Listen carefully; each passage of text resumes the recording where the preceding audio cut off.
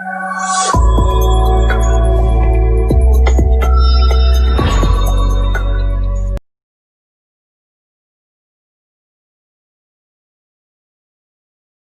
and welcome to Nirma Bang, ladies and gentlemen. I'm Hero Nadia. We have with us Pankaj Rastan, former MD and CEO Aditya Birla Sun Life Insurance, and Deputy Chief Executive Aditya Birla Capital, joining us on the show. Welcome to the show, Pankaj. Firstly, my question coming to you is: everyone's already been speaking about the kind of impact that COVID-19 has had on the economies across the globe. The kind of impact we have been looking at in terms of India as well. There was a point in time where everyone thought that probably we are insulated, at least in terms of growth, if you have to compare yourselves to other emerging markets, as well as if you have to compare, ourselves to developed markets. But now, if you see the GDP estimates as well, even we are looking at a negative growth. What is your assessment? Good morning, Hiral, and good morning to everyone who was listening right now on this. I think one thing we have to realize, I think this is once in a year, once in a lifetime, we have been able to see this kind of an impact, because previously, at least in our living life, whatever we have seen have been a very contained impact, either on the financial sector or into a real economy. Like 2008 was very bad for every one of us. It was the financial economy, the financial sector, which was transmitting a problem to a real economy. But I think here we have to really be very certain and very clear that this is the first time, at least in a living memory. Even 1918, when the Spanish flu happened, people are not traveling so much. They were not well connected. We are living in a very globalized world. The first time, 200 countries in a space of 2 months' time, everybody is impacted. Your mobility is impacted. If mobility is impacted, if people are impacted, workforce is impacted, obviously it's going to have a very significant impact on your economy. Nobody thought about it when it started in January, February, because people thought it's a very contained kind of a very localized kind of an infection. So my sense, I think it is, we have to take it with a pinch of salt, but also be realistic about it. It's going to have a significant impact everywhere across the globe. India, for that matter, when we started, we were a bit bullish about it, because the two things are very important in this. Number one, how fast the infection can spread. That is that is also dependent upon what kind of a response you give it to go and stop it. In India, I think we have multiple problems. That's number one. And the response could also be one, government in terms of how do you stop the containment of infection, and second, a response in terms of what are the damages happened, how do we undo that damage in terms of either fiscal stimulus or a help. So my sense is, when we started, we never realized that India could become such a place for a very, very massive infection. But the fact also, one should not ignore, we are a country of 1.3 billion people. We spend a minimalistic less than 3-4% on the healthcare system, as much as low we spend on education, and we don't have a health infra. So this was a very clear signal for a long, and if people don't behave well, it's going to ultimately lead to massive destruction. And I see the destruction we have seen the last quarter, which is supposed to be the best quarter for India, right? Jan, Feb, March. And please understand that the actual lockdown happened from 22nd, 23rd March onwards. So we had full Jan, Feb, and the half of or 3/4 of a March as a normal functioning. Yet our GDP declined to 3%. So it actually shows two things. One, the lockdown impact on India will be very severe, because with a very large labor-driven kind of an economy, we are not a technology-driven kind of an economy. We export technology, but all our industry don't use it. So a lot of labor intensified. Number two, this is also a function that India was anyway going through a slowdown. If you look at for last 8 quarters, from 2017, 17, 18 onwards, and post ILFS crisis, I think our response have been too small, too few, and very slow. So they were actually impacting the economy. So 10 days of lockdown wouldn't have brought the economy down to 3.1%. This also showed that India was anyway under a wrap of a severe slowdown. That combined with this, I think it's going to be tough. It's not going to be easy. Right.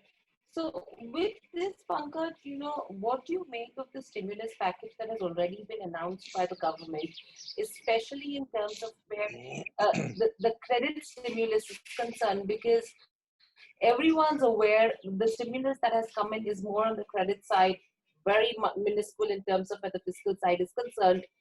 What do you make of it? Do you think it's enough, or now there is a need for a second stimulus package that needs to be announced in totality? And do you think that the government will be in a position to do so? I think stimulus is a function of what a country requires, and second, what country can give it to. So I think in our case, the requirements are very, very high because this is the first time globally we are seeing the double whammy. There's a demand destruction and there's a supply destruction. On the both side, when both side of the barbell is going to be broken, it becomes that much very difficult for it to revive. But the problem with India is that India's fiscal strength is already very and supposed to go and ensure the catch and the growth in the economy happens. And if our rating gets impacted with it, it's going to become more difficult for India to go and survive because there'll be a flight of money getting out of the country. So I think balancing these two, the way the stimulus, so-called stimulus package came in, it was more of a liquidity measure, which is required. I'm not saying no.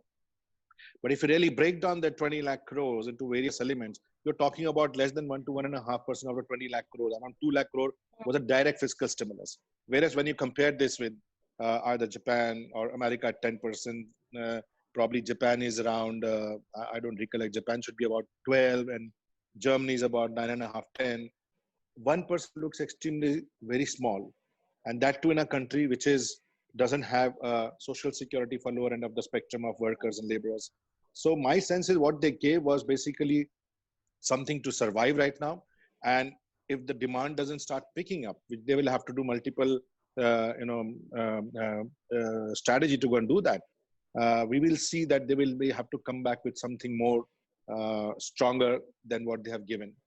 But I also reflect back in 1991 when we had a severe slowdown. We didn't have, again, stimulus that point of time, if you remember. But what we did that time, we went back and opened up the economy. We opened up the markets, we opened up capital markets, we opened up the manufacturing sector. So I think when you don't have money in an indirect way, the stimulus is to come back with some very, very bold reforms. Some micro steps have been seen in the government. Right. So Pankaj, are we trying to say that, and especially with regards to where India is concerned, we've seen the best of the reforms that have come in during times of crisis. 1991 is something that you already mentioned about. If that's going to be the situation, do you think more than a stimulus package, reforms in sectors which are supporting the economy is something which is required, especially if you have to take into consideration agriculture, infrastructure, as well as manufacturing, probably set up sovereign wealth funds, probably set up, bodies which could actually drive the public-private partnership model and lead to growth? I mean, you just hit the nail on the spot, because I think if you don't have money, but you still have to grow, we have proven in the past in 1991, we did it through reforms.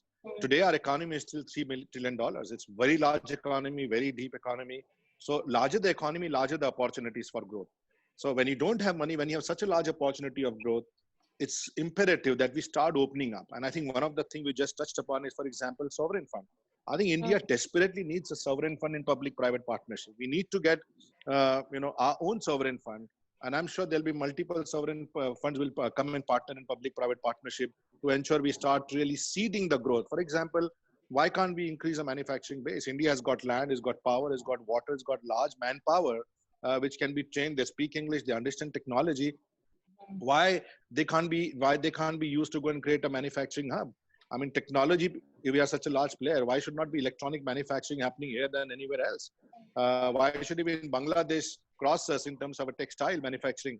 So there are multiple opportunities which are high labor intensive also, which could really bring the economy out of this jeopardy and start creating jobs and consumption. But yes, as you rightly said, we require reforms, and reform something which are very bold and strong. Right. And how do you think, such reforms which are put in place would help us, execute them? Because again, policies are always made. Probably will even lead to what are the kind of initiatives that we will have to take to execute those policies. But the most difficult bit is to get the entire ecosystem together to activate and initiate and execute, because that's where we see where India lags is mainly on the execution front. What do you think needs to be done there? I think you had earlier in your question, the answer lies in the earlier question. One of the way to go and create a larger impact on the ecosystem is to start creating public-private partnerships. I mean, you may make policies, but by the time it really goes down to the last man standing, it has either diluted or it has not, or it has completely changed. But when you have public-private partnerships, private enterprise capitalists in their mind, and they are oriented to create an impact. So they will ensure that together they work through and create a policy framework which can be executed and which can be implemented.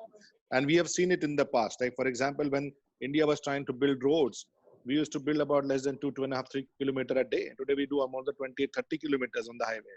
It is basically because when it started getting to public-private partnerships, so NHAI came in partnership with a lot of private sector, they created multiple structure. It all started working because a private enterprise will put a capital and will drive it to productivity. So it's important for government to start making policies and framework in conjunction with private sector and partner them to execute it.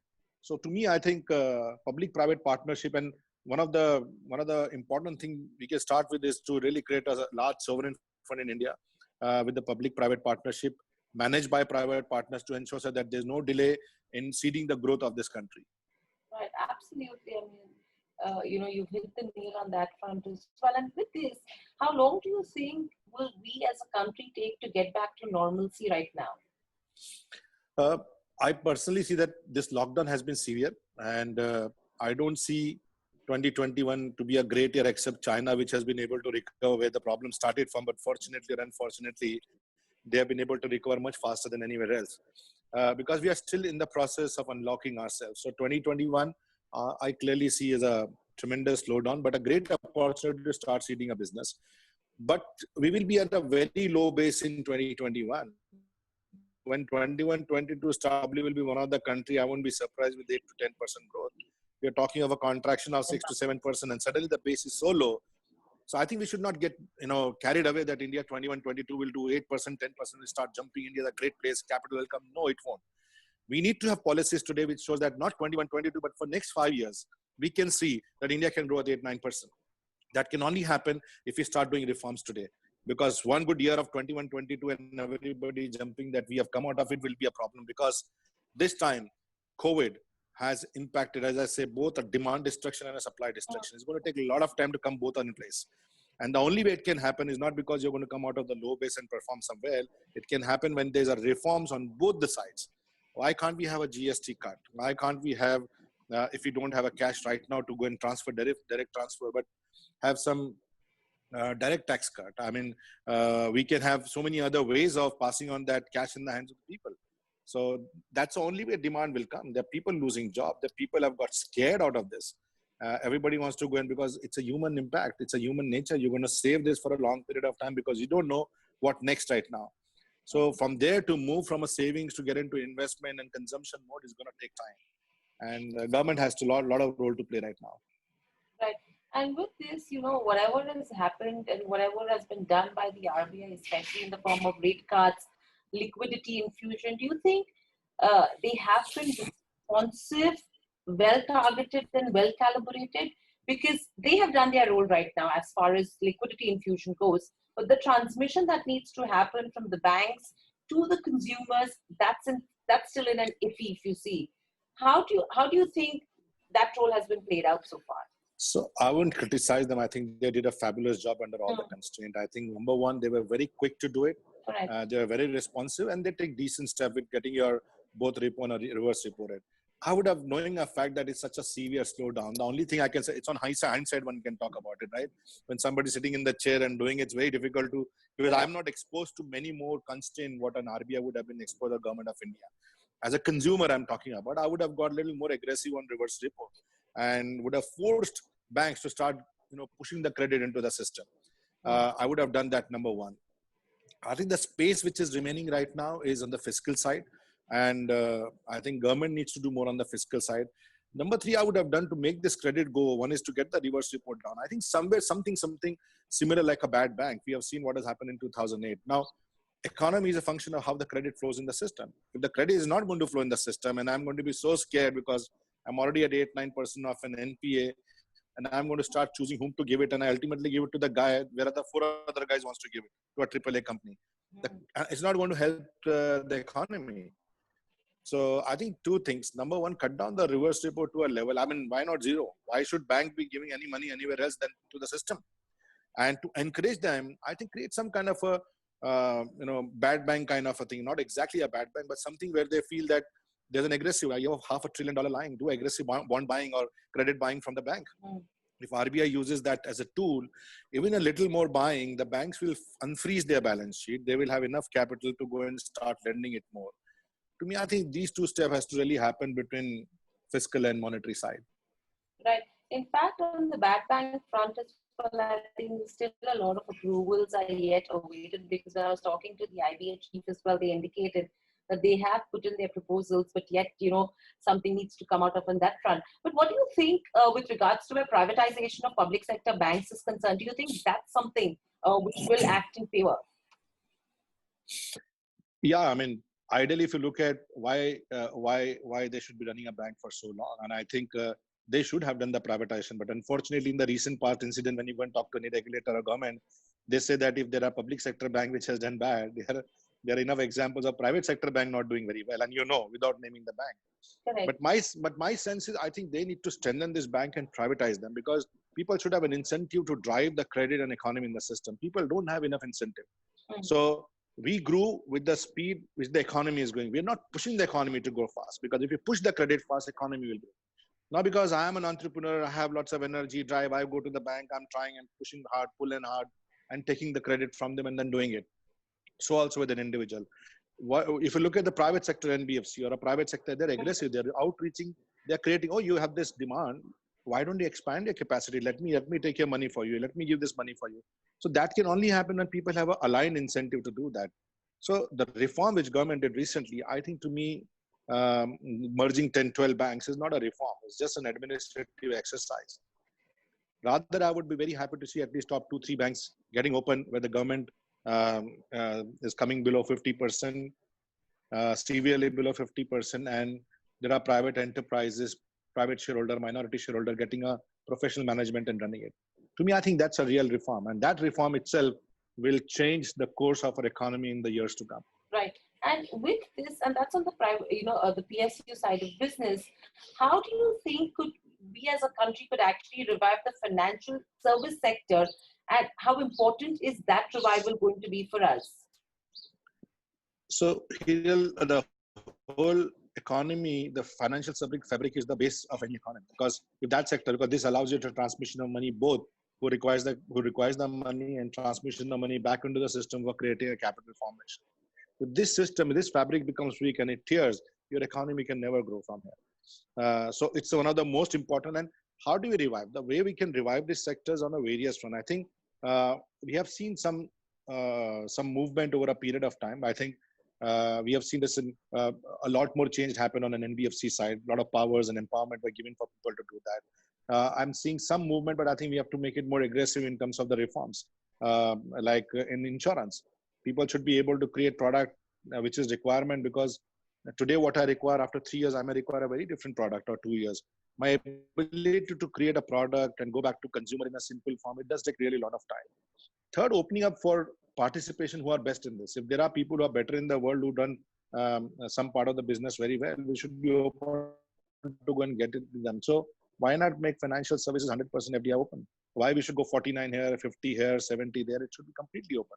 To me, that will lead to a flow of technology and flow of best risk management practices, because financial services, besides capital, it hinges, and the foundation of it is this: how well your risk management practices are there.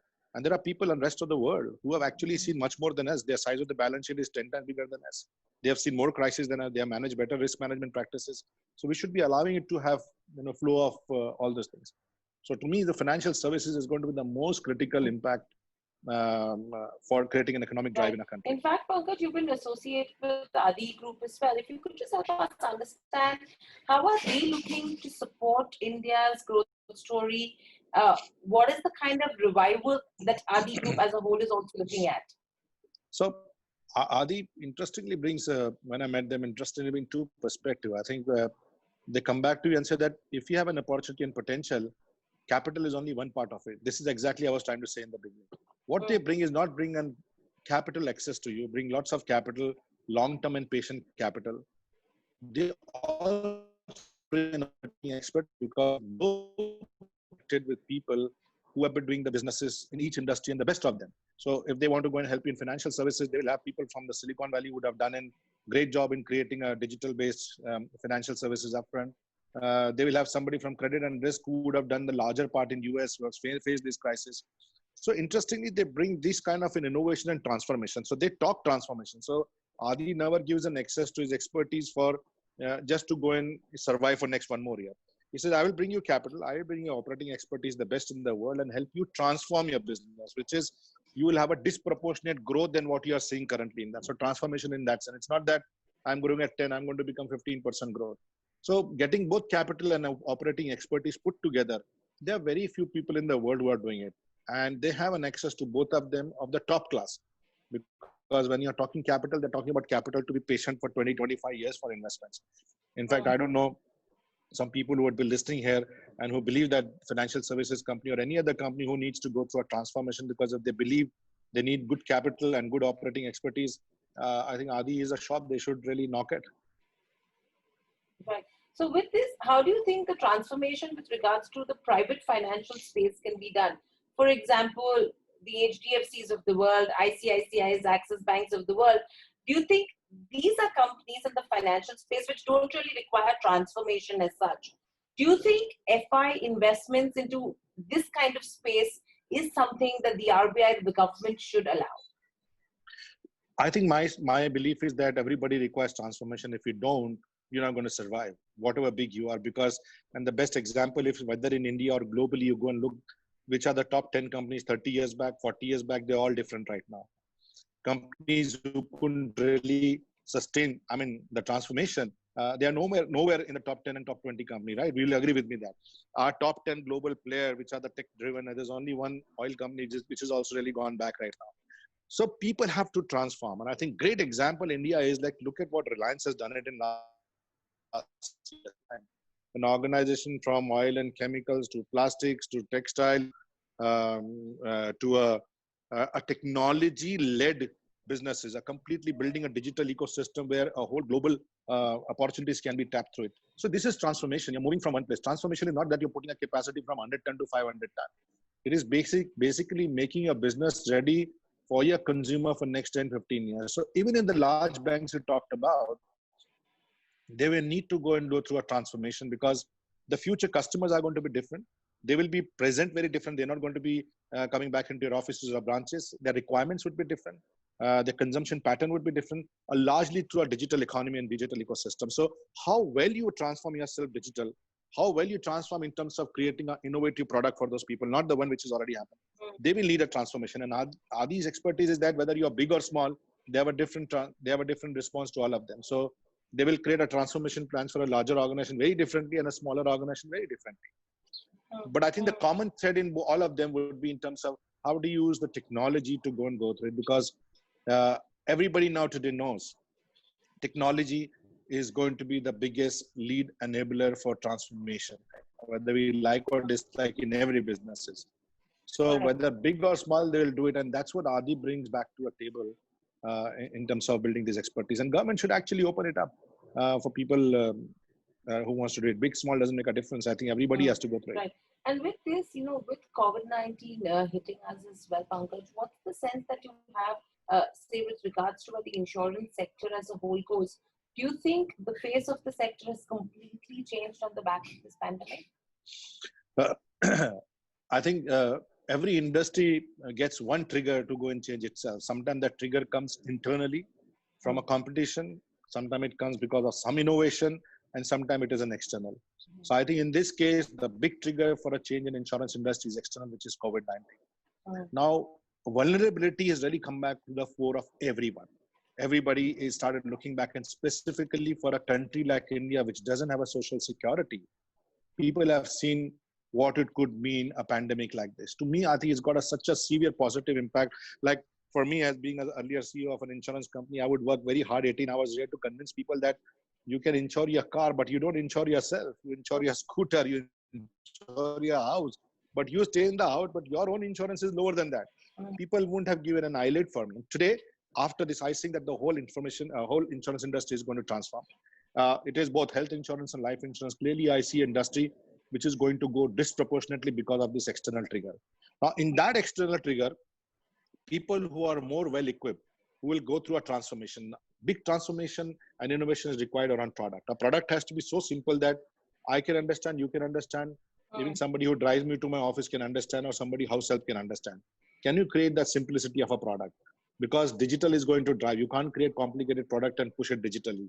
The era of only face-to-face selling will remain, but digital is going to take a very big thing. Number two, products has to be affordable. You can't come back and say that you have to buy this product, you have to pay this price. I think that transformation is going to happen because COVID has made possible that more and more number of people will approach and buy the product right now. So since it's going to be large pool of people, you can afford to cut down the pricing. And third, availability. You can't make it like a premium. I know so many insurance companies, they say, okay, I will give this product, but only in top 200 city. Why? 201st city of this country, you don't think the human beings live just because they have less money or less affordability.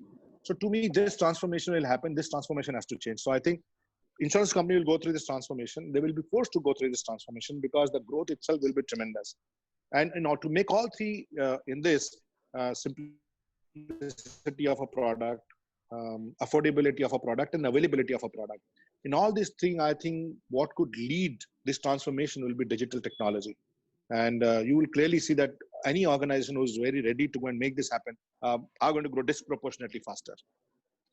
Right. So with this, the trend that I've been picking up right now, especially in terms of the life insurance premium side of business goes, that has been on a decline, Pankaj. Any reason why you're picking up this one? Because, my thought process always went all this while was during this time of pandemic, this is going to be the time when health insurance is going to be given utmost priority. And probably you will see premiums going up for these life insurance companies. But that's not been the trend so far. So do you think it's mainly because lack of liquidity in the hands of the people? That is the reason why premiums are reducing, and probably there are a couple of defaults that are happening. Or do you think there is some other reason on that front? I think two things in this. Number one, that's why I was saying, number one, what you said is right, which is a very natural reason that people have lost jobs, people don't have enough cash. But whenever they're getting cash, the first thing what they're going to do is to go and pay the, insurance premium. They will not pay any other thing. And you can see the top 4 or 5 companies, there are different channels of sales in that. So bank channels, people are actually doing very well. A bank is not really fallen too much. But agents, for example, there are no physical context. Most of these people would go collect checks or something like that. That has really come down because there's no movement of people. So anybody who was dealing in that piece of the business has really seen a big suffering because, there's been restriction of movement. Third, this actually forces people to get more digital equipped in that. So your premium buying, selling, everything has to be more digital. So there are enough number of clients who still don't have a, online movement. They push it when it happens to them. So when it's a completely digitally, the whole customer life journey gets seamlessly integrated digitally, you will see this is reducing down. And I think we are only in the 2 months of the COVID right now. As you see from here, progress from here, you will be positively and pleasantly surprised. The premiums are going to go up. Everybody wants to go and buy an health insurance. They've seen what does it mean for them and their family. Everybody is going to buy a life insurance because there's no social security in the country till now. Right. So do you think insurance is going to be a sector to bet on if you have to look at the stock markets from here on? So if I look at, from the stock market, one of the best sectors would be insurance because it has got a COVID impact, which is low, and it has got a very high demand post this because, rest of the sectors will actually suffer a demand destruction simply because people will not have, they'll take a lot of time, both sides. The supply chain has been completely disrupted. So for me, I think one of the positive in the markets would be to look at insurance companies, look at some technology companies, healthcare companies, education companies, distant education companies. So these are the companies which are going to do presently well right now. Right. But if you have to look at markets right now, Pankaj, what's the sense that you have? Because if you see the kind of levels that we have hit, we did come down to almost around 7,500 in the mid of March. And that was a decline of almost around 40%. And now, again, a 25 to 30% recovery from those 7,500 lows. Now, would you compare this market to the 2008 crisis or any of the patterns that we saw then? Or do you think the revival which we are seeing right now is here to stay? And it's a good question because 2008 to me was a pure financial crisis, which actually got over a period of time transmitted to the real economy. And it was easy that point of a time. This time is actually the real economy has got completely crashed in that. And financial economy has come under the burden of real economy. So it was not the financial economy which led to this crisis. So if you look at that, most economy for 2021 have actually given it up. It's either going to be negative by 3 to 5%, or the best case could be China could be flat to 0.1 or 0.5% or 1%, depending upon various people. So when the whole world is going to contract like this, and the underlying fundamental stock market is going specifically in a country like India, we don't have enough fiscal stimulus on the demand. Our supply chain is completely disrupted. There are people who don't have money. People who have got money, they don't have supplies. People who have got money and supply, they don't have labor. I mean, there are too much of disruption which has happened, and it's not going to come in a hurry in next 2 to 3 quarters. It's going to take a long time to go and get it. So my sense is 21-22 will be great for India. So even if you look at 21-22, as I said, that India may actually end up showing 8 to 9% growth. And stock market has started calculating 21-22. But what about after 2023, 24, 25? So to me, I think we are just running ahead of fundamentals, and somewhere, someday, this has to catch up. So I would say be cautious. I think looking only at the Nifty and Sensex would be a wrong strategy to do that. But there would be a lot of sectors, there would be a lot of stocks which would have reached their price right now, and they could be good hold for right now.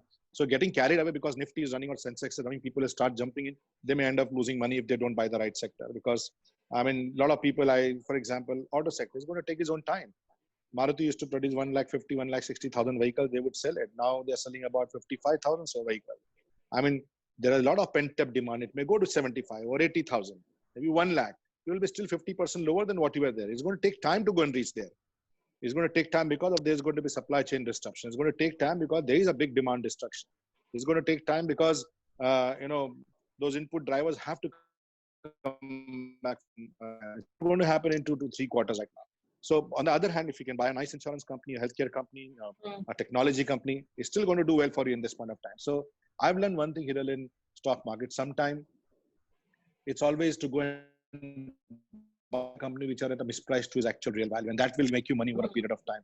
So sometime in the best of sector, you lose money, and sometime in the worst of sector, you get the best performer. And I have enough examples to go and prove like this over a period of time.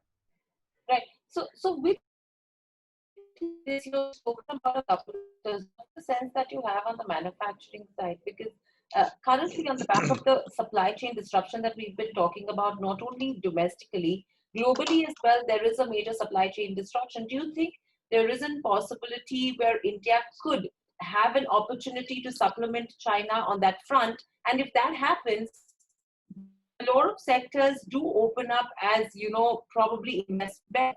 And any which ways, the government is looking at talking about buy local. So to me, I think manufacturing is going to take time because the impact on some sectors are going to be very, very severe. I talked about that. You may have a worse sector called auto, but you may have one good company, Maruti, may actually come up and do well. So, but if you look at from non-stock price point of view, only as a sector, my sense is electronic sector, digital equipment sector, food delivery. These are some of the manufacturing sectors which will come back much faster because their impact of COVID is much lower on them compared to, because the demand for this sector continue to be there. I mean, I still need my phone. All the more reason right now in lockdown to convey my businesses, because a lot of businesses have moved digitally right now at distance. So I need my phone. So phone manufacturing could really happen over there. I need my laptop. I need my iPad. So a lot of electronic. I need my household support items on that. So those manufacturing, which is a very big opportunity from China to really move through. Government India should not lose this opportunity. I think as they say that no good crisis should go waste. So you are seeing today, a lot of these are actually getting migrated to Vietnam. We keep hearing the news around. Complete reforms, opening up an economy for manufacturing, which is to do on the land, labor, and rest of the tax incentive for people to come and start. Because we already announced in the last budget that, there's a lower tax for the new capacity. But if you really stitch the other reforms along with it, which becomes more seamless for people to come back and start building factories. So to me, electronic manufacturing and this kind of manufacturing would really come back very, very fast. And one question, last one, what I want to ask you is on the insurance bit once again, Pankaj. We spoke about the life insurance side of business. What is the sense that you have on the non-life, the general insurance side of business? So general insurance have two categories largely of a business. One is to deal with your general item, right from a house to motor. Motor becomes a very large part of it. But general insurance also really build a lot of product around health. So to me, I believe it's, if I have to play a choice better, I will go and play a choice on health insurance and life insurance better, because the function of general insurance, unless our economy start growing, more houses are built, more cars are sold, you know, existing business may continue, but the new business may actually slow down because it's directly linked to the growth of economy. So whatever, because that's a general part of it. Life also is linked to the growth of the economy. But today, in the absence of social security and an impact like COVID, I would say, and everybody would say, yeah, let me save $2,000 for a life insurance first, then to go and spend somewhere else. Correct. So then do we say that life insurance then is a better bet than general insurance companies right now? No, general will continue to do well because they have their own set of business.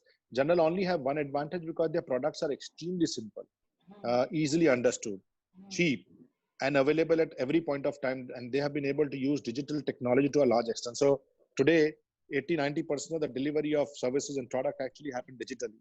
So I think general insurance have an advantage over life insurance in terms of adoption of technology. So that in a current time like this, their ability to cut down the cost and improve the margins are much, much higher. But I'm saying if I have to bet, I would bet next 5 years, 10 years on life insurance industry and health insurance industry. Absolutely. So I think that's something which all of us need to look at from our perspective as well. But thank you, Pankaj. Thank you so much for joining us on the show. It was a pleasure having you at Nirmal Bang. Great insights that we've picked up, and I hope you enjoyed the conversation too. Thank you, viewers, for joining in as well. Thank you. Thank you, Hira. Thanks a lot.